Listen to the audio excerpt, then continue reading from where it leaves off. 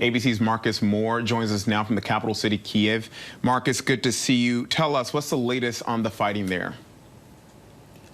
Well, Kenneth, the fighting has continued, as you heard James reporting there, across the country, but primarily in the eastern part of the country is where the heaviest fighting has occurred. But there were airstrikes this morning in Lviv, at least 4 of them landing in the city there and killing several people and injuring others. And it does mark a significant day in terms of the airstrikes and what Russia's strategy might be in the coming days. And the air raid sirens have also been sounding here in Kyiv throughout the day, the capital. There were a few airstrikes here as well, but very little information about what exact targets were hit. But certainly a very tense time for people, not only here in Kyiv, but across the country. Kenneth. In Lviv, Marcus, as you know, that's been considered a safe haven for refugees throughout this war. In light of these strikes, has that changed? Well, it will change that feeling. It goes without saying, right?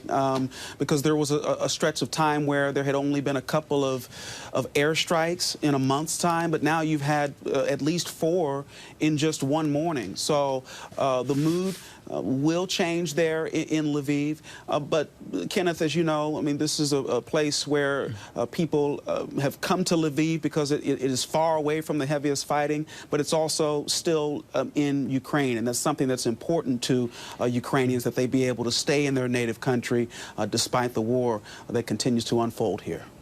And let's talk about Mariupol. It's on the brink of falling to Russia's military. Ukraine's prime minister spoke about all of this during an exclusive interview with This Week on Sunday. What did he have to say?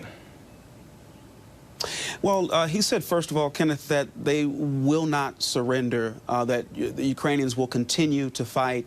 He also alluded to the fact that most of the major cities in Ukraine are not under Russian control, that there are smaller communities, smaller towns that may be under their control, but for the most part, Ukrainians are still in control of the country. In fact, I believe we have a bit of what he said. We can go ahead and roll that tape. For now, no one big city in Ukraine is not fallen, and only Kherson is under control of Russians military forces, but all of the rest cities are under Ukrainian control. We have some of the cities under surrounding, so they are besieged, but they're still under Ukrainian control.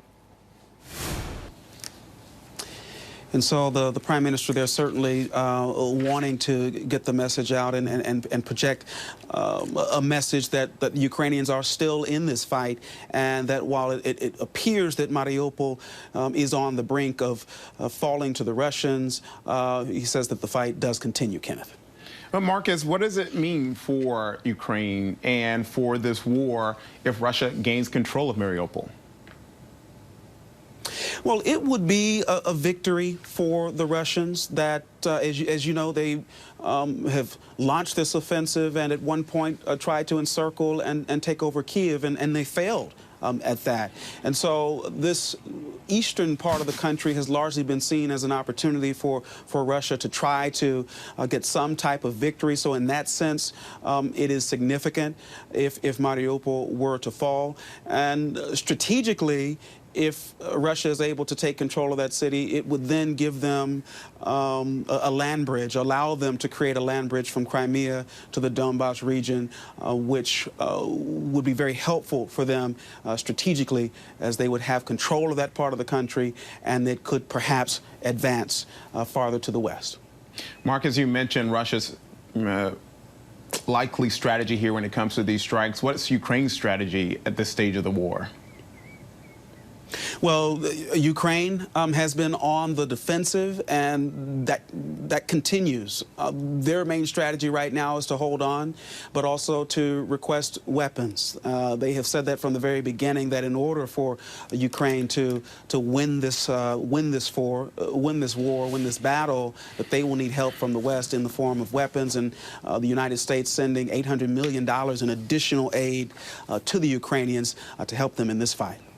All right, Marcus Moore there in the region. Marcus, stay safe. You and the team, we appreciate it. Thanks again.